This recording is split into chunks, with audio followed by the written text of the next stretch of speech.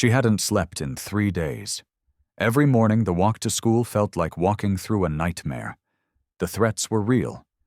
The danger was closing in, and no one was coming to help. Desperate, she did something no child should ever have to do. She walked up to the most feared group of men in town and asked them for protection. What happened next didn't just change her life. It exposed a darkness the entire town had been ignoring. And when 200 leather-clad bikers showed up at that elementary school, the bullies realized they'd made a terrible mistake. Before we dive into Aisha's story, I want to know, where are you watching this from?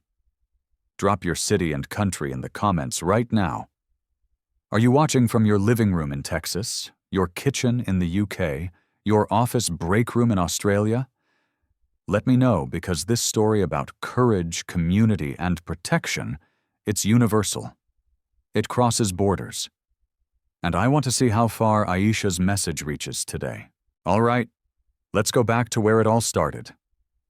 Aisha Johnson was 7 years old, just 7. She loved dinosaurs, collected stickers of puppies, and dreamed of becoming a veterinarian someday. She lived with her mom, Tanya, in a small 2-bedroom apartment on Oak Avenue in Riverton, a quiet town where everyone knew everyone, where neighbors waved from their porches, and where nothing bad was supposed to happen. Tanya worked as a nurse at County General Hospital, pulling double shifts most weeks, just to keep the lights on and food on the table. Money was tight, but their home was filled with love. Every morning, Tanya would braid Aisha's hair before school. Every night, they'd read together before bed. Aisha's laughter filled that little apartment. She was a happy child, a normal child. But 3 weeks ago, everything changed, and what started as schoolyard teasing would become something far more sinister. It began on a Tuesday in late October. Aisha was walking to her 2nd grade classroom when 3 older boys blocked her path in the hallway.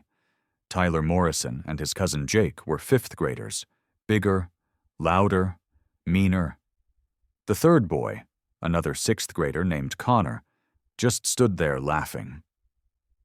Tyler knocked Aisha's backpack off her shoulder, her books scattered across the floor. When she bent down to pick them up, Jake kicked them further down the hall. Other kids walked past, heads down, pretending not to see. Teachers were already in their classrooms, doors closed. "Look at the baby," Tyler sneered. "Going to cry, going to run to mommy." Aisha didn't cry, not then. She gathered her books with shaking hands and walked away.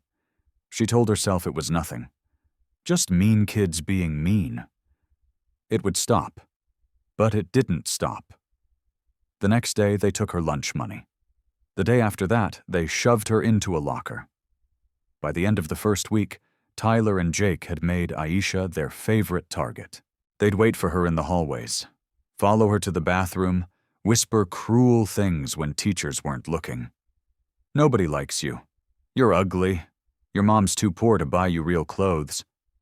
Aisha started taking different routes through the school, trying to avoid them. But Riverton Elementary wasn't that big. There was nowhere to hide. Week 2, the bullying intensified. Tyler started tripping Aisha in the cafeteria. She fell hard one day, her tray clattering to the floor. Food splattered across her shirt. The entire lunchroom erupted in laughter. Aisha ran to the bathroom and stayed there until lunch period ended. She stopped eating lunch after that. She'd hide in the library instead, pretending to read, her stomach growling. Jake began following her after school. He'd walk 20 FT behind her, just close enough that Aisha knew he was there, just far enough that she couldn't prove he was following her. Sometimes Tyler would be with him. They'd laugh and point. They'd shout things. "We know where you live, Aisha. Better watch your back. Tomorrow's going to be worse." Aisha started having nightmares. She'd wake up screaming, tangled in her sheets. Her mom rushing into her room, asking what was wrong, but Aisha couldn't explain it. The fear felt too big for words.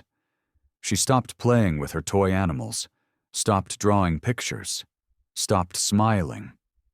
Aisha Johnson, the 7-year-old black girl who loved dinosaurs and wanted to save animals, was disappearing inside herself.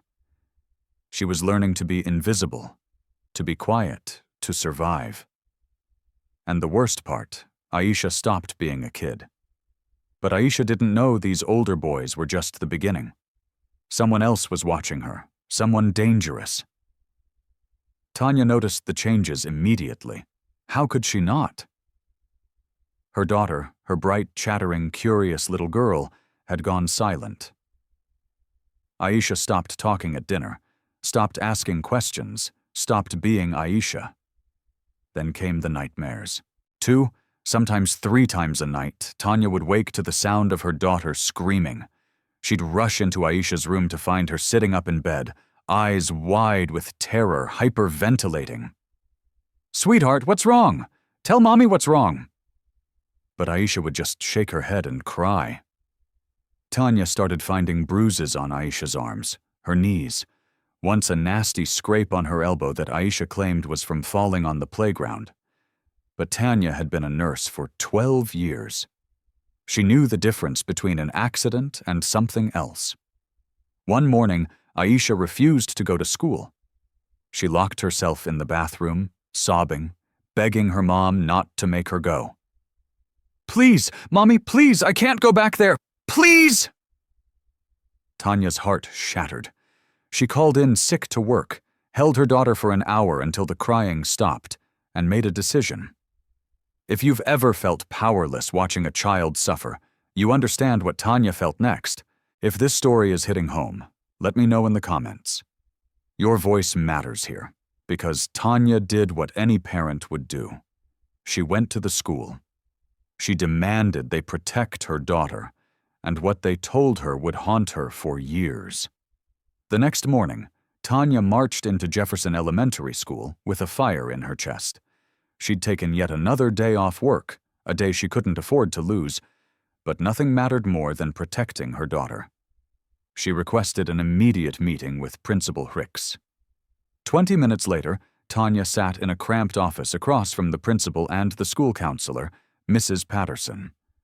The office smelled like stale coffee and copy paper. A clock ticked loudly on the wall. Tanya didn't waste time. She told them everything. The hallway incidents, the cafeteria, humiliation, the threats, the following, the bruises, the nightmares. Her voice cracked as she described finding Aisha sobbing in the bathroom, too terrified to go to school. "My daughter is being terrorized," Tanya said, her hands trembling. "Tyler Morrison and Jake Hendricks are making her life a living hell. You need to do something. You need to protect her." Principal Hendricks leaned back in his chair, his expression indifferent, almost bored. "Miss Johnson," he said slowly, "I understand you're concerned, but from what I've observed, these are just normal childhood conflicts. Kids tease each other. It's part of growing up." Tanya stared at him, unable to believe what she was hearing. The counselor, Mrs. Patterson, jumped in with a sympathetic smile that didn't reach her eyes. "Aisha is a sensitive child," she said gently. "Perhaps she's misinterpreting playful banter as bullying. Sometimes children need to develop thicker skin, learn to stand up for themselves, stand up for herself." Tanya's voice rose. She's 7 years old being targeted by children twice her size. Principal Hicks held up his hand. "Miss Johnson, please, let's not be dramatic. Boys will be boys. This is how children learn social dynamics. If we cuddle Aisha every time someone hurts her feelings, we're not preparing her for the real world. They said Aisha was too sensitive, that boys will be boys, that she needed to toughen up." Tanya left that office shaking with rage and disbelief. She'd come seeking help, seeking protection for her child, and they dismissed her.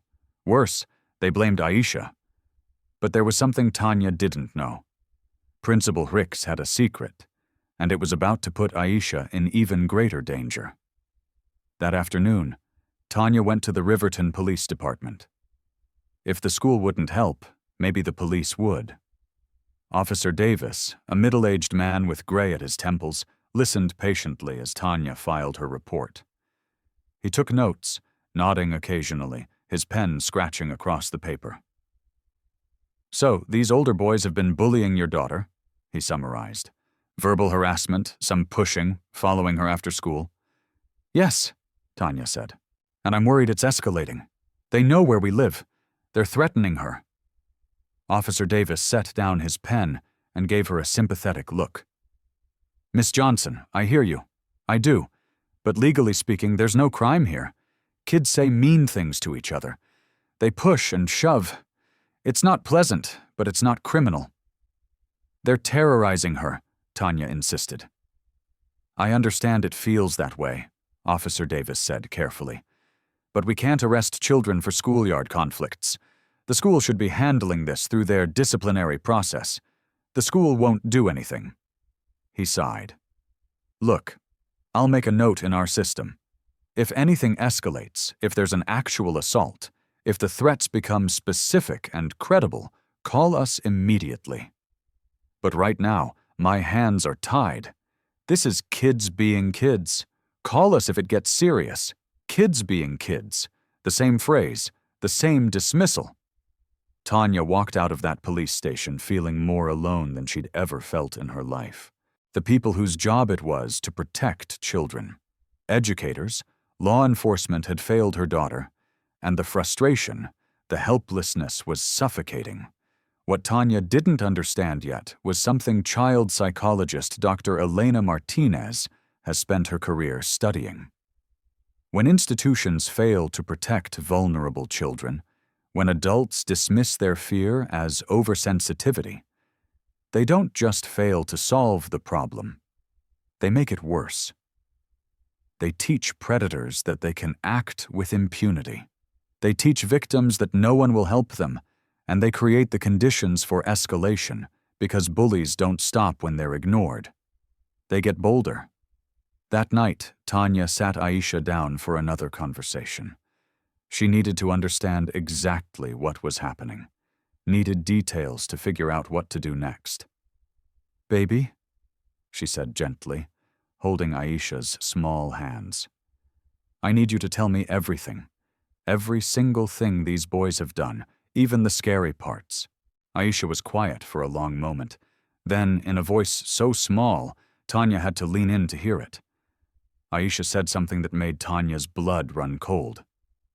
"It's not just Tyler and Jake anymore, Mommy."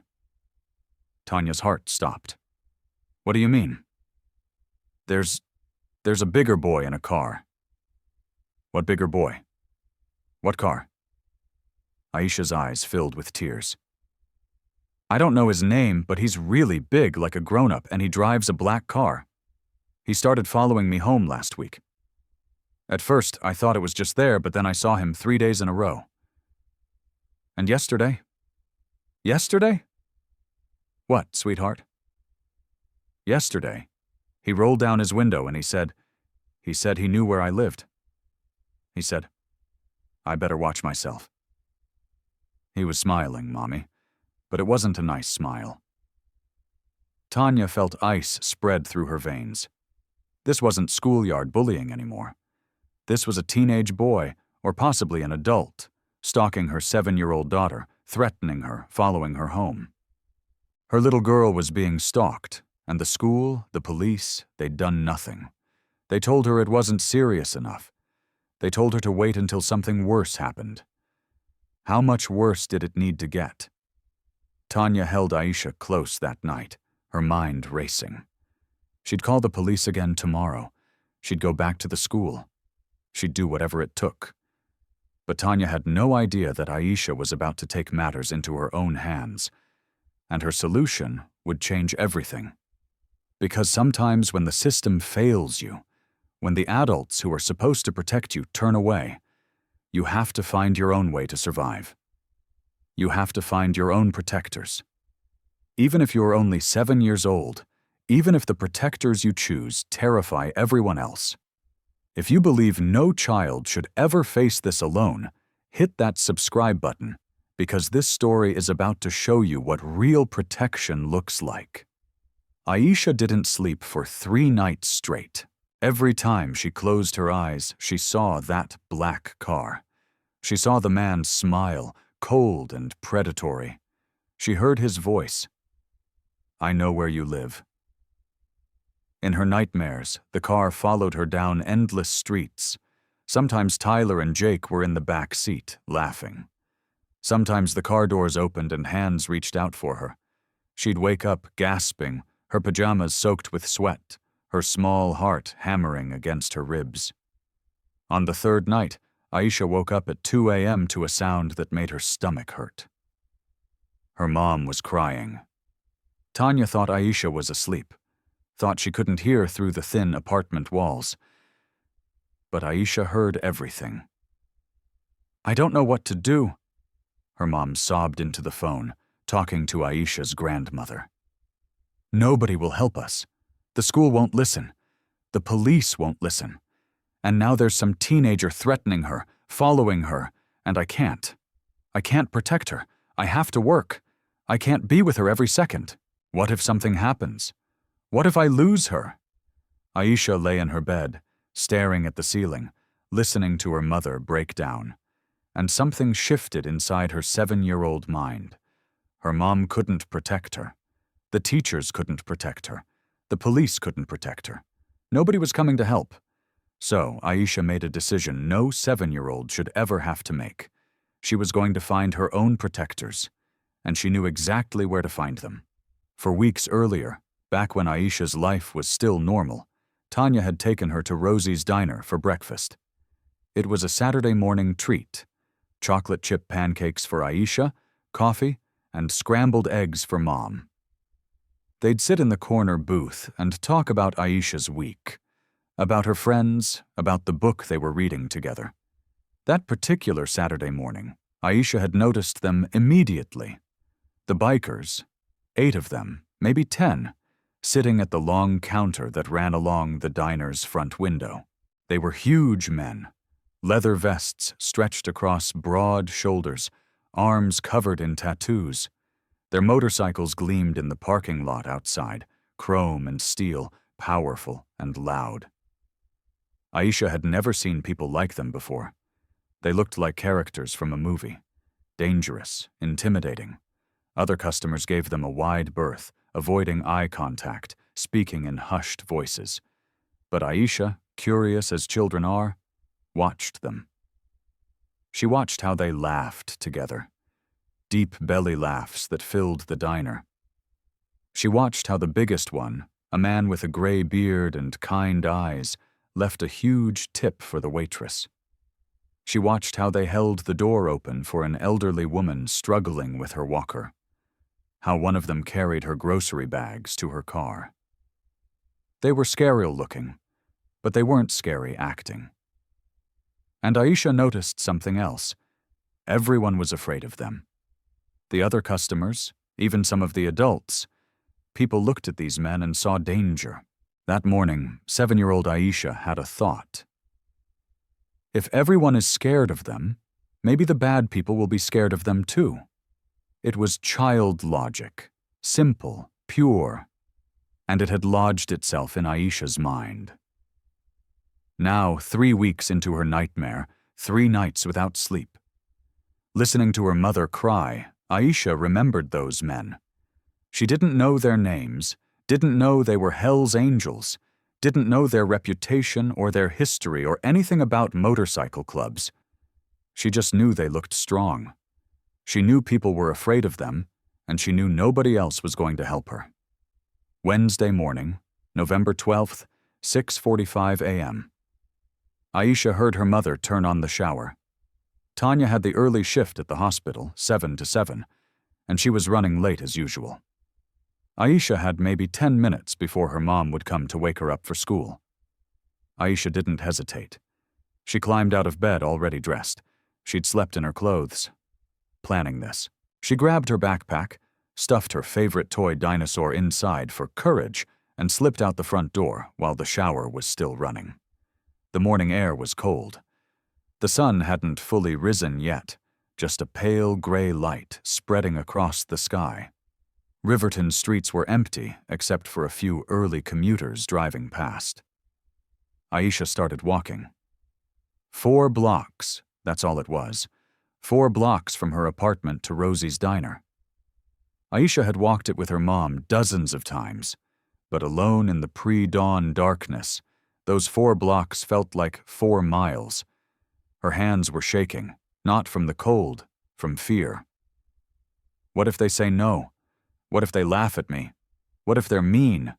What if Mom catches me before I get there? But a stronger voice answered back. What if they say yes? Aisha walked past Mr. Chin's grocery store, still dark, and shuddered. Past the laundromat where the machines hummed even this early. Past the empty lot where kids played basketball after school. With each step, her determination grew.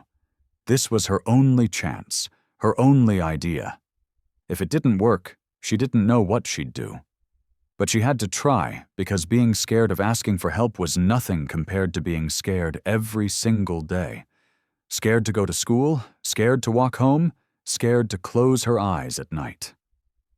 Aisha turned the corner onto Main Street. And there it was, Rosie's Diner. The neon sign flickering in the dim morning light and parked outside just like before a row of motorcycles. 8 of them, chrome glinting, leather seats gleaming.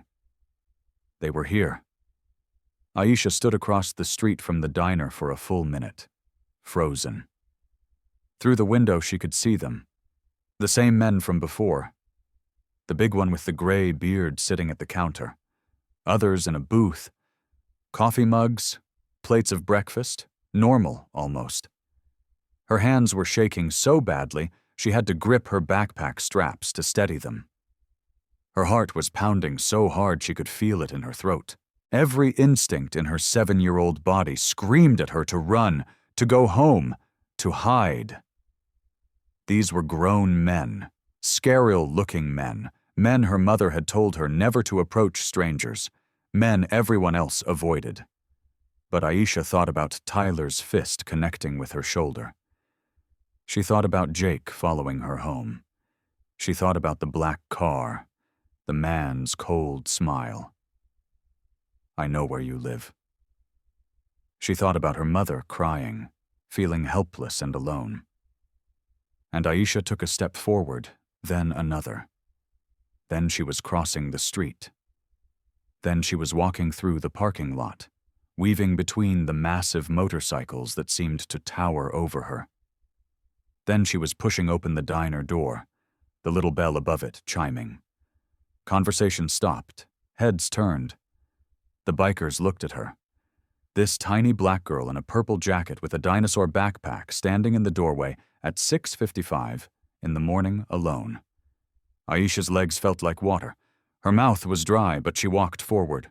1 step, 2 steps, 3 steps. She walked right up to the biggest, most intimidating man she'd ever seen. The one with the gray beard and the leather vest covered in patches she couldn't read. The one whose arms were thicker than Aisha's whole body. Jack Ironside Sullivan, chapter president of the Riverton Hells Angels, looked down at this little girl standing in front of him, and he saw the tears in her eyes, the trembling, the absolute terror and absolute courage existing in the same small body. Aisha looked up at him. She opened her mouth, and she said the words that would change everything. What Aisha said next would stop these battle-hardened men in their tracks. And when they learned why she was asking, everything changed. Aisha looked up at the massive man with the gray beard and said the words she'd been rehearsing in her head for the entire 4B block walk. I need you to walk me to school. The bad people are trying to hurt me and nobody else will help. The diner went completely silent. Coffee cups froze halfway to lips. Fork stopped moving. Every single person in Rosie's diner heard this tiny 7-year-old girl asked the most feared men in Riverton for protection. Jack Sullivan, chapter president of the Riverton Hells Angels, 52 years old, Marine Corps veteran of 2 tours in Iraq, had seen a lot in his life. He'd seen combat. He'd seen death. He'd seen humanity at its worst and occasionally at its best. But nothing, absolutely nothing, had prepared him for the sight of this terrified child standing in front of him, trembling but refusing to run. Jack slowly lowered himself down, crouching so he was at Aisha's eye level. His voice, when he spoke, was gentle, soft, the voice of a man who understood fear because he'd spent 20 years teaching young Marines how to face it. "Sweetheart," he said. "Where's your mama? Does she know you're here?" Aisha shook her head, tears spilling down her cheeks now that she'd finally said the words out loud. "She's at home getting ready for work. She tried to help me. She went to the school and they said I was too sensitive. She went to the police and they said it was just kids being kids. But it's not just kids. There's bigger boys and they hurt me and follow me. And there's a man in a car and he knows where I live and I'm scared and nobody will help and I don't know what to do." It all came tumbling out in one breathless rush. 3 weeks of terror condensed into 30 seconds. And as Aisha spoke, Jack Sullivan's face changed. The confusion melted away, replaced by something harder, something protective, something furious. Behind him, Marcus Patterson, 6'4", 12 years Army Special Forces, known to everyone as Ghost, stood up from his booth. He walked over and knelt down beside Jack, his massive frame somehow making itself smaller, less threatening as he addressed this frightened child. "Little one," Marcus said in his deep, rumbling voice, "we're going to help you, but we need you to tell us everything. Can you do that? Can you tell us about these people who are hurting you?" Aisha nodded and began to talk. She told them about Tyler Morrison and his cousin Jake, about the hallway incidents, the cafeteria humiliation, the stolen lunch money, the bruises. She told them about being followed after school, about the threats, about the nightmares. And then she told them about the car. "It's black," Aisha said, her voice dropping to a whisper, and the boy driving it is really big, like a grown-up. He started following me last week, and 3 days ago, he rolled down his window and said he knew where I lived. He said, "I should watch myself." My mom called the police, but they said there was no crime yet. "Yet?" Jack repeated, his jaw clenching. "They said, yet?" Aisha nodded. "This car," Marcus said carefully. "Can you describe it more?" "What kind was it?" "I don't know cars," Aisha said, "but it had a sticker on the back window. A football sticker from the high school." Jack and Marcus exchanged a look. Then Jack asked the question he already knew the answer to. "Did you see the license plate, sweetheart?" Aisha recited the numbers she'd memorized out of pure survival instinct. And when she finished, Jack Sullivan's entire body went rigid. Because Jack knew exactly who Travis Morrison was, Jack stood up slowly, his knees cracking. He turned to the other bikers in the diner, made a subtle gesture with his head. 3 of them immediately stood and followed him to the far corner of the restaurant. Out of Aisha's earshot, they formed a tight circle, speaking in low, urgent voices. "Travis Morrison," Jack said, and the name alone made the other bikers tense. "Robert Morrison's kid, the councilman's son?" Marcus asked. "The same 17 years old. 3 formal complaints filed against him in the last 2 years. Harassment, assault, stalking. 2 involved girls from the high school. 1 involved a woman who worked at the grocery store, but nothing ever stuck. Daddy made it all disappear. Threw his weight around, threatened legal action, paid people off. The kid knows he's untouchable." Another biker, Tony Chains Rodriguez, spoke up, and the school angle, the principal who dismissed the mother. Jack's expression darkened. Principal Hicks, Robert Morrison's brother-in-law, married to his sister. The whole thing is a family protection racket. This wasn't just bullying. This was a powerful family using their position to protect a predator. They built a system where complaints disappeared, where victims were silenced, where a teenage boy with dangerous impulses was given free rein because his father held political power. And that predator had just made his biggest mistake. He'd targeted a child under biker protection, because Aisha might not have known what she was doing when she walked into that diner. But she'd just done something profound. She'd asked for help from men who understood exactly what it meant to protect the innocent. Men who'd spent their military careers doing precisely that. Men who weren't afraid of councilmen or principals or corrupt systems. If corruption like this makes your blood boil, comment, "No more protection for bullies." Every comment helps push back against this kind of abuse of power. Jack pulled out his cell phone. His fingers moved quickly across the screen, pulling up information he'd been keeping tabs on for months. Photos appeared. Councilman Robert Morrison shaking hands at fundraisers, cutting ribbons at community events, smiling for cameras. His son Travis standing beside him at a football game. That same cold smile Aisha had described. Principal Hendricks in the background of several photos, part of the family circle.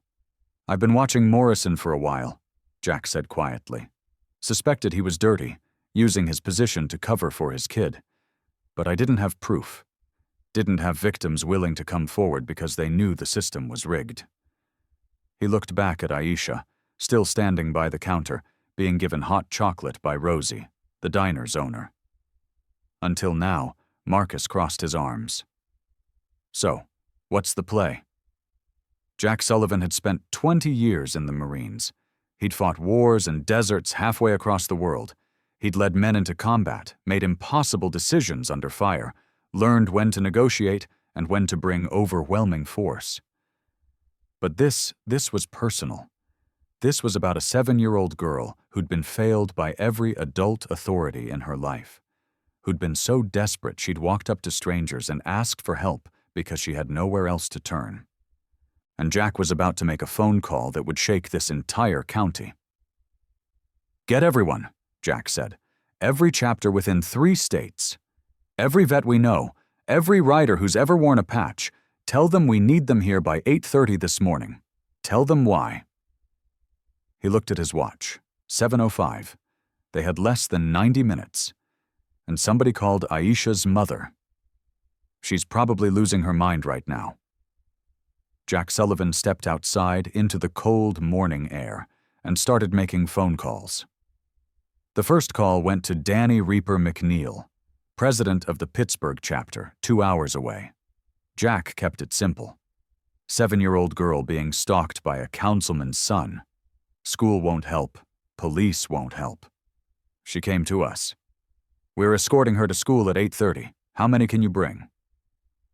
Danny's response was immediate. "We'll bring 20. Give me 45 minutes. The second call went to the Veterans Motorcycle Club in Harrisburg, the third to the Iron Riders in Philadelphia, the fourth to an independent club in Lancaster. Jack didn't explain much. He didn't need to. When you tell riders that a child needs protection, that she's been failed by every system meant to keep her safe, that she walked up to strangers because she had no one else, you don't get questions, you get answers. "We're coming. Count us in." On our way. Inside the diner, Rosie had sat Aisha down in a corner booth and brought her hot chocolate with extra marshmallows. The other bikers kept their distance, not wanting to overwhelm her, but they watched, protective, alert. This tiny girl had become their responsibility the moment she'd asked for help. By 7:15, Jack made another call, this one to Tanya Johnson's cell phone. Tanya answered on the first ring, her voice frantic and breathless. "Hello. Hello. Have you seen a little girl? 7 years old. Purple jacket. Miss Johnson. My name is Jack Sullivan. Your daughter is safe. She's with me at Rosie's Diner on Main Street." There was a moment of shocked silence. Then, "Who are you? Why is my daughter with you?" "I'm calling the police." "Ma'am." Jack interrupted gently. "Aisha came to us. She walked here alone this morning and asked for our help. She told us everything about the bullying, about Travis Morrison, about the school and the police turning you away.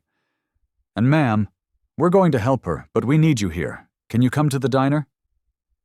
Tanya was already grabbing her keys, already running for her car. "I'm 2 minutes away. Don't let her out of your sight." By 7:30 in the morning, the plan was set. Text messages had gone out to dozens of chapters across 3 states. Phone trees activated, emergency contact lists engaged. The word spread like wildfire through the motorcycle community. Child in danger, system failure, mobilized now. By Atombike, bikers were rolling out from everywhere. From Pittsburgh, 20 riders fired up their engines and hit the highway, their motorcycles roaring in formation. From Harrisburg, 15 veterans in leather strapped on their helmets and rode. From Philadelphia, a dozen members of an all-female riding club called their bosses, said they'd be late to work, and pointed their bikes toward Riverton.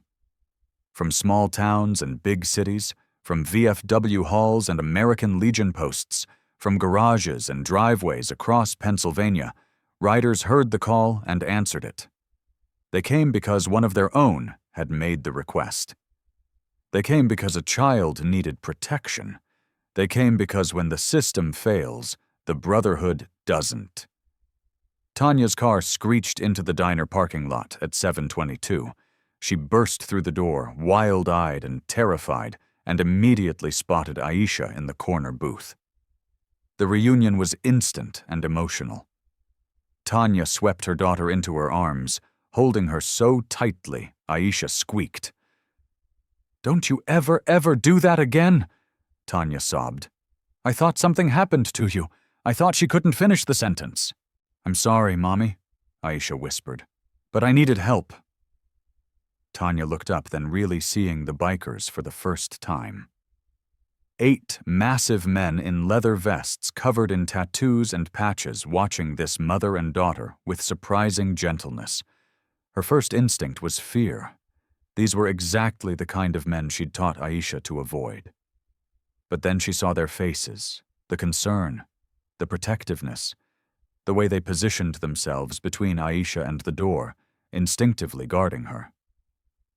Jack approached slowly, keeping his movements non-threatening. He extended his hand. "Miss Johnson, I'm Jack Sullivan. I served 20 years in the Marine Corps. These men are my brothers. Most of them are veterans, too. Your daughter is one of the bravest people I've ever met. She walked up to complete strangers and asked for help because every adult in authority failed her. That takes courage most grown men don't have." He paused, letting that sink in. "Ma'am, your daughter is one of the bravest people I've ever met, and we're going to make sure she never has to be that brave again." Tanya looked at this man, this intimidating, leather-clad stranger, and saw something she hadn't seen in weeks. She saw someone who believed her, someone who understood the danger, someone who was ready to do something about it. She broke down completely. Weeks of frustration, fear, and helplessness poured out in gasping sobs. Jack handed her a napkin and waited patiently while she collected herself. "You'll really help her?" Tanya finally asked. "Ma'am," Marcus said from across the diner, "we're not just going to help her. We're going to make sure everyone in this town knows she's protected. No one will touch her. No one will threaten her. And Travis Morrison, he's about to learn what happens when you target the wrong kid." For the first time in weeks, Tanya felt hope. Real, genuine hope. Not the desperate, grasping kind, but the solid certainty that her daughter would be safe. But hope wasn't enough. Jack was about to send a message so loud, so undeniable that every predator in that town would hear it, and it would start in exactly 15 minutes, because at 7:45, the first wave of motorcycles arrived. 5 bikes rolled into the diner parking lot, then 8 more, then a dozen. By 8 hours, the street in front of Ross's diner was lined with motorcycles, chrome and steel gleaming in the morning sun. American flags mounted on several bikes, snapping in the breeze. The rumble of engines echoed off the buildings. 50 bikes, then 70, then 100. They kept coming. Veterans and leather, gray-bearded grandfathers who'd served in Vietnam. Middle-aged men who'd fought in Desert Storm. Younger riders who'd done tours in Iraq and Afghanistan. Women riders, mothers and grandmothers themselves, who understood what it meant to protect children. Entire families on bikes, fathers with their teenage sons riding beside them, learning what it meant to stand up for the vulnerable. They came from 3 states. They left jobs, called in favors, canceled plans, broke speed limits to get there in time because a 7-year-old girl had asked for help. And bikers, they answer that call. It's not about patches or clubs or rivalries. It's about the code. You protect those who can't protect themselves. You stand up for the innocent. You don't let predators win. By 8:15, the crowd had grown so large that police had to redirect traffic. Officer Davis, the same cop who told Tanya there was nothing he could do, stood on the sidewalk, staring in disbelief at the assembly forming in front of him. Jack walked through the rows of motorcycles, greeting riders, shaking hands, explaining the situation in brief, clipped sentences. Every biker he spoke to had the same reaction. Jaw clenching, eyes hardening, a nod of understanding. This was personal now for all of them. Inside the diner, Aisha pressed her face against the window, watching in amazement as the parking lot transformed into a sea of leather and chrome. She'd asked for help from 8 men. She'd gotten 200. At 8:25, Jack gathered everyone together. 200 riders in formation, engines idling, ready to roll. He gave final instructions, formation positions, speed limits, behavior expectations. This wasn't a show of force. It was a promise of protection. At 8:30 a.m., 200 motorcycles rolled toward Jefferson Elementary School. The sound was deafening, a sustained roar that echoed through Riverton's quiet streets. Windows rattled, car alarms triggered. Every person within 6 blocks stopped what they were doing and turned toward the sound. And nobody, not the bullies, not Travis Morrison, not even the principal, was ready for what was about to happen. Aisha stood in the parking lot of Rosie's diner, holding her mother's hand, staring at the sea of motorcycles and leather-clad riders surrounding her. Tanya squeezed her daughter's hand, still processing what was about to happen. 200 bikers were about to escort her 7-year-old daughter to school. Jack Sullivan walked over to them, carrying something small in his hands. He knelt down in front of Aisha, his weathered face gentle.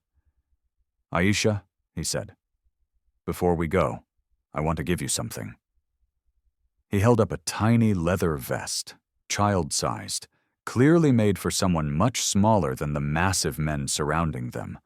On the back, beautifully embroidered, were the words, "Protected by Angels." "This vest means something," Jack continued. "It means you're part of our family now. It means nobody hurts you without answering to all of us. It means you're never alone again. Would you like to wear it?" Aisha nodded, unable to speak. Jack helped her slip the vest over her purple jacket. It fit perfectly. Tanya had to turn away, tears streaming down her face, overwhelmed by the kindness of these strangers who'd become protectors. "All right, little one," Jack said, standing up. "You're going to ride with me. Your mom will follow in her car, okay? I promise I'll keep you safe." Aisha looked at the massive motorcycle, then at Jack's kind eyes, then back at her mother. Tanya nodded, giving permission, even though every maternal instinct screamed that this was dangerous. But somehow she knew with absolute certainty that her daughter had never been safer in her life. Jack lifted Aisha onto the motorcycle, settling her in front of him where he could keep both arms around her as he controlled the bike. Marcus Patterson positioned his motorcycle directly to their left. Another rider, a woman named Linda Steele Martinez, pulled up on their right. Within seconds, 200 motorcycles formed a convoy around them, with Aisha and Jack at the absolute center. A protective formation that would make the Secret Service proud. The engines roared to life in unison, a sound so powerful it vibrated through Aisha's entire body.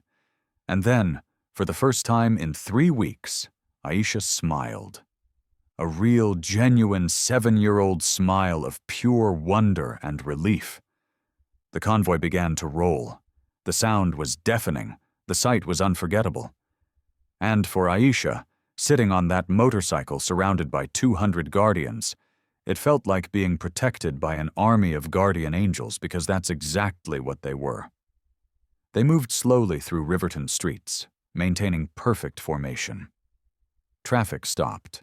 Pedestrians stood on sidewalks, mouths open, watching this unprecedented procession. Some people pulled out their phones recording. Others just stood in awe. The rumble of 200 Harley-Davidson engines echoed off buildings, announcing their arrival blocks before they appeared. Tanya followed in her car, tears still streaming, her heart so full it hurt. She watched her daughter, her terrified, traumatized daughter, sitting tall on that motorcycle, no longer hunched and afraid. Aisha was waving at people on the sidewalks. She was smiling. She was being a kid again. At 8:45 a.m., the convoy turned onto Willow Street and Jefferson Elementary School came into view. The scene at the school was chaos. Parents were in the middle of the usual morning drop-off routine, kissing kids goodbye, reminding them about after-school pickups, chatting with other parents. Then they heard it, that unmistakable roar of motorcycle engines growing louder, getting closer. Conversations stopped mid-sentence. Parents froze. Kids pressed their faces against car windows. Everyone turned toward the sound, and then they appeared. 200 motorcycles rolled into view, moving in perfect formation. American flags snapping in the wind, chrome gleaming in the morning sunlight. At the center of this massive convoy was a tiny black girl in a purple jacket and a child-sized leather vest sitting on a motorcycle with a gray, bearded man who looked like he could wrestle bears. Jaws dropped. Parents grabbed their phones. Kids pointed and shouted with excitement. Teachers rushed out of the building, drawn by the commotion. The playground, where children were waiting for the morning bell, erupted in amazed chatter. Principal Hicks emerged from the main entrance, his face going from confused to pale to absolutely bloodless as he realized what was happening. He recognized Aisha immediately, and he understood in that instant that his career was over. The motorcycles formed a protective perimeter around the entire school. They didn't park haphazardly. This was military precision. They created a wall of steel and leather, a barrier that said, without words, "This child is protected. This school is being watched. And if you've been complicit in harming children, your time is up." Jack brought his motorcycle to a stop directly in front of the school entrance. He helped Aisha down carefully, making sure her feet were steady on the ground. Marcus and Linda flanked her immediately. Tanya parked and rushed over, joining her daughter. 200 motorcycles formed a protective wall around that school. And when Aisha climbed off that bike and walked toward the entrance, every child, every parent, every teacher saw exactly what was happening. The most vulnerable child in that school was now the most protected. The students on the playground erupted in cheers. Little kids jumped up and down, pointing at Aisha, talking excitedly about the motorcycles. Older kids stood stunned, suddenly understanding that the quiet second grader they'd seen getting picked on had just arrived with an army. Aisha walked toward the school entrance. Her mother on one side, Jack Sullivan on the other, Marcus Patterson and Linda Panda Martinez flanking them like bodyguards. Other bikers formed a corridor, creating a pathway of protection. Aisha didn't walk with her head down this time. She didn't try to be invisible. She walked with her chin up, her small hand gripping Jack's massive one, protected and proud. But not everyone was celebrating. On the far edge of the playground near the basketball courts, Tyler Morrison and his cousin Jake stood frozen. Their faces had gone white. Their mouths hung open because walking directly toward them, having deposited Aisha safely at the school doors, was Marcus Ghost Patterson, 6'4", 250 lb of pure muscle, and he was staring right at them. Marcus walked slowly across the playground. Kids parted like the Red Sea. Other bikers had positioned themselves strategically, ensuring there was no escape route. Tyler and Jake were 12 and 11 years old, respectively, big for their ages, used to being the intimidating ones. But right now they looked like the children they actually were, scared children. Marcus stopped directly in front of Tyler. He looked down at this boy who'd spent weeks terrorizing a 7-year-old girl. Marcus crouched down slowly, bringing himself to eye level with Tyler. He spoke in a voice so quiet that only Tyler and Jake could hear him. The words were carefully chosen. No threats, nothing that could be called assault or intimidation legally. But the message was crystal clear. Whatever Marcus said, it made Tyler Morrison start crying. Right there on the playground in front of everyone, the school bully broke down in tears. Jake had already started backing away, tripping over his own feet in his haste to escape. Marcus stood up, gave both boys one last look, and walked back toward the school entrance. His job was done. What Marcus said would haunt Tyler for years. But that wasn't the real message. The real message was about to be delivered to someone far more dangerous. Because across the street from Jefferson Elementary, parked in the lot of a closed insurance office, sat a black car with a high school football sticker on the back window. Travis Morrison, 17 years old, had been watching. He'd planned to follow A-ish A again, maybe escalate his threats, continue his pattern of terrorizing vulnerable targets. It had always worked before. Daddy always made the problems go away. But when Travis saw the motorcycles, when he saw 200 bikers surrounding the school, when he realized this wasn't going to be a normal day, he started his engine. Time to leave. Time to disappear and let this blow over like everything else. He put the car in reverse. That's when 5 motorcycles pulled into the parking lot behind him, blocking his exit. Not aggressive, not speeding, just there, deliberately positioned so Travis couldn't move his car an inch. Travis's hands tightened on the steering wheel. His heart started pounding. He looked in his rear-view mirror and saw them dismounting, walking toward his car with unhurried certainty. Jack Sullivan approached the driver's side window. He didn't knock. He didn't need to. Travis rolled down the window because what else could he do? Jack leaned down, resting one massive forearm on the car door. He looked Travis Morrison straight in the eyes. This teenager who'd been stalking a 7-year-old, who'd been using his father's position to act with impunity, who'd never faced real consequences in his entire privileged life.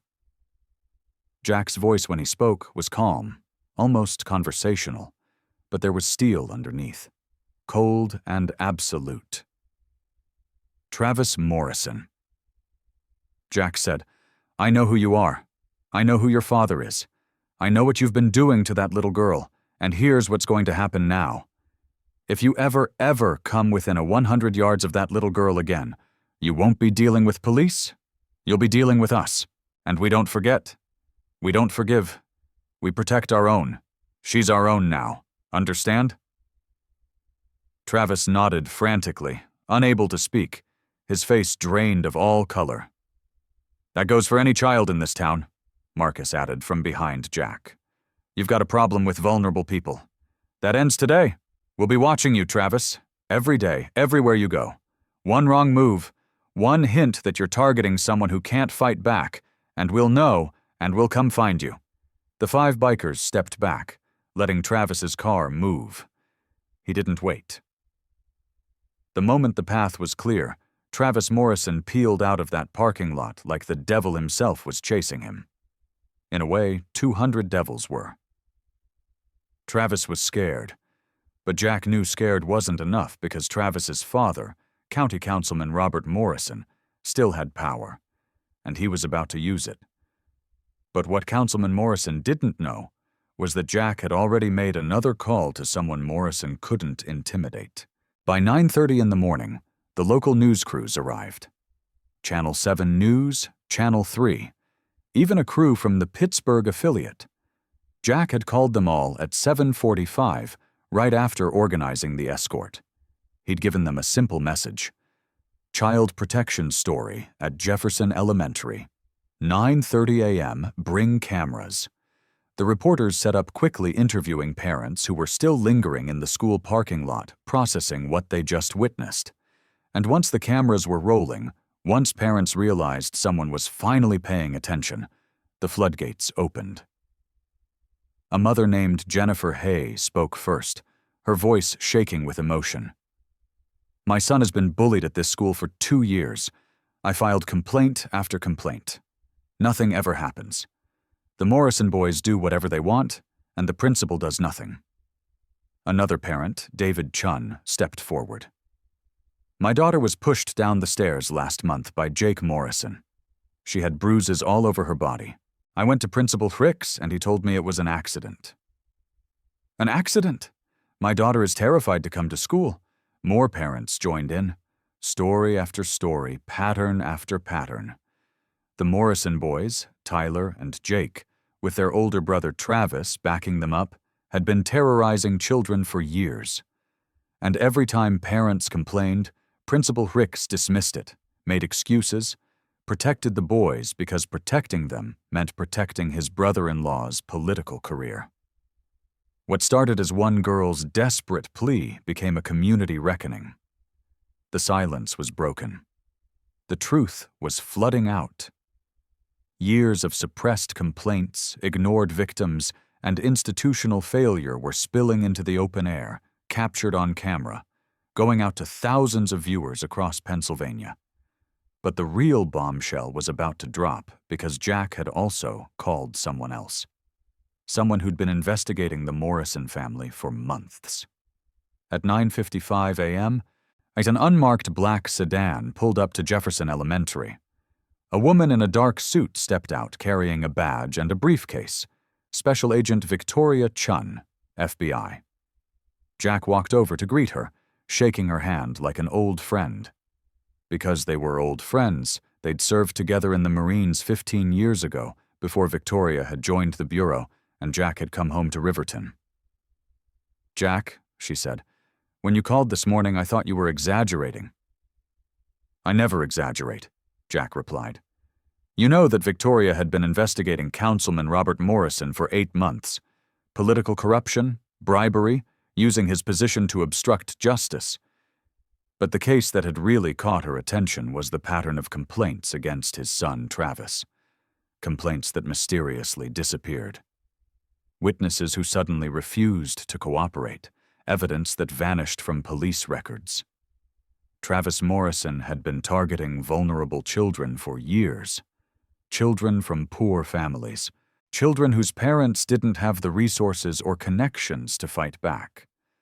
Children who could be silenced. Aisha Johnson was supposed to be another silent victim, another complaint that disappeared, another family that gave up because the system was rigged against them. But Aisha hadn't stayed silent. She'd asked for help from people who couldn't be intimidated or bought off. And now, with 200 witnesses, with news cameras rolling, with a community finally speaking up, Victoria Chun had everything she needed. Travis's harassment of Aisha. Victoria explained to Jack, standing just outside the range of news cameras. "It's part of a pattern. We've identified 7 other victims over the past 3 years, all children from vulnerable families, all complaints dismissed by either Principal Ricks or the local police department, both of whom have direct connections to Councilman Morrison." "And Ricks?" Jack asked. "Obstruction of justice. He's Morrison's brother-in-law, and he's been systematically dismissing complaints against the Morrison boys to protect his political connections. That's a federal crime when it involves witness intimidation and corruption of public institutions. The FBI had been building a case. They just needed victims willing to speak up. And now they had an entire community ready to testify. If you believe power shouldn't protect predators, smash that like button. Your engagement proves people care more about justice than politics. By noon, Travis Morrison was arrested. 2 FBI agents picked him up at his house while he was still shaking from his encounter with the bikers. The charges were extensive: Stalking, harassment of minors, criminal threats, intimidation. His father's lawyers immediately started making calls, pulling strings, trying to make it go away like they always had. But this time was different. This time there were 200 witnesses. This time there were news cameras. This time the FBI was involved. Not just local police who owed favors to Councilman Morrison. Principal Hendricks was suspended pending investigation. The school board, suddenly aware that news crews were camped outside their offices, issued a statement promising thorough review of all bullying complaints and disciplinary procedures. It was too little, too late, but it was a start. Councilman Robert Morrison held a press conference that afternoon, standing in front of his office building with his lawyer beside him. He denied everything, called the allegations politically motivated attacks, claimed his son was being targeted because of his own position, threatened lawsuits against anyone spreading defamatory lies. But it was too late. The bikers had done what the system wouldn't. They'd given the victims a voice, and that voice was roaring. Parents were organizing. News stations were investigating. The FBI was building their case. And most importantly, children who'd been terrified into silence were finally speaking up, knowing that someone would listen. Aisha was finally safe. She walked into Jefferson Elementary that morning, surrounded by protection, and she'd walk out the same way. Jack had personally assigned rotating escorts. Bikers would be present at the school every morning and afternoon for as long as necessary. Other children who'd been bullied asked for escorts, too, and the bikers said yes. Within days, Jefferson Elementary became the safest school in the state. But the story, it was just beginning to spread. By that evening, Aisha's story was on the national news. By the next morning, it had gone viral on social media. Within 48 hours, Hell's Angels chapters across the country were starting their own child protection escort programs. And what happened over the next 2 weeks would prove that one small act of courage can change everything. The next morning, the bikers were there again, and the morning after that, and the one after that. For 2 straight weeks, little Aisha Johnson was escorted to school by a rotating wall of chrome and leather. Never fewer than 20 riders, sometimes 50. And every morning, without fail, Jack Sullivan was there, 7:45 sharp, helmet in hand. A smile for Aisha and a quiet promise in his eyes. "You're safe now." But on day 3, something unexpected happened. A shy 4th grader named Marcus, small for his age, glasses too big for his face, a fading black eye, walked up to Jack. "Sir, could someone maybe walk with me too?" he asked. "There are some boys who wait for me behind the gym." Jack crouched down, met his eyes. "What's your name, son?" "Marcus Chun." Jack nodded. "All right, Marcus Chun. Tomorrow morning you meet us here at 8:30, and nobody's going to bother you again." The next day, Marcus had his own escort. 2 bikers walking him to class past the gym where his bullies used to wait. Those kids took one look at the men beside Marcus and disappeared. By the end of the week, 12 kids had escorts, children who'd suffered in silence, finally speaking up. Every time a new name came forward, the bikers said yes. Jefferson Elementary became the safest school in the state. Not because of cameras or security guards, but because of community. And Aisha, she was coming back to life. Within days, she was sleeping through the night. By the end of the week, she had a new friend at lunch. A little girl who loved dinosaurs, too. Aisha was laughing again, eating, playing, being 7. The terrified child who'd walked into that diner 2 weeks earlier was gone. In her place stood a little girl with sunshine in her eyes. When the local news returned, they asked her mother, Tanya, what had changed. Tanya's voice broke as she answered. "They gave me my daughter back. These men everyone said to fear. They protected her heart, not just her body. They gave her childhood back." Aisha started drawing again. crayon sketches of motorcycles and big men in vests. One showed her holding hands with Jack. At the top, in crooked 7-year-old letters, it read, "Me and Papa Bear." That's what she called him now, Papa Bear. And Jack, the Marine who'd seen war, would tear up every time he heard it. Something else began to change, too. Parents inspired by the bikers started walking kids to school together, neighbors protecting neighbors. The spirit of community spreading wider than the sound of any Harley engine. Meanwhile, justice rolled forward. Travis Morrison, the bully who started it all, pleaded guilty. Probation, therapy, community service, and a lifetime record. His father, the powerful councilman who tried to protect him, lost his re-election by 37 points. The town had spoken. No one is above accountability. The school board overhauled everything. New anti-bullying rules, real reporting systems, real consequences. The system didn't change because it wanted to. It changed because it had to. And through it all, Riverton's view of the bikers transformed. Men once feared were now celebrated. Businesses sponsored community rides. Rosie's Diner hosted a bikes and barbecue fundraiser. The VFW partnered with the Hells Angels for youth mentorship. The town that once crossed the street to avoid them now crossed the street to thank them. But the story didn't stay in Riverton. The video of 200 bikers surrounding Jefferson Elementary went viral. 8 million views in a week. Other chapters took notice. Oakland started their own safe passage program. Then Phoenix, then Atlanta, then Chicago. Within 6 months, biker escorts were happening in 43 states. What began with one frightened little girl had become a nationwide movement. For months later, Riverton held a ceremony in the town square. The mayor handed Jack Sullivan the key to the city. But Jack smiled, looked down at Aisha, and said, "This belongs to you, little one. You're the bravest person here. You started this." He handed her the key. Aisha clutched it in both hands, eyes bright, smile pure. A week later at a school assembly, she stood at the microphone so small they had to lower the stand. "My name is Aisha Johnson," she said. "I was scared once, but I learned something. Being scared doesn't mean you're weak. Asking for help doesn't mean you're alone. It means you're brave. If you're scared, tell someone. Keep telling them until someone listens. Because there are good people everywhere. You just have to find them." The gym erupted in applause.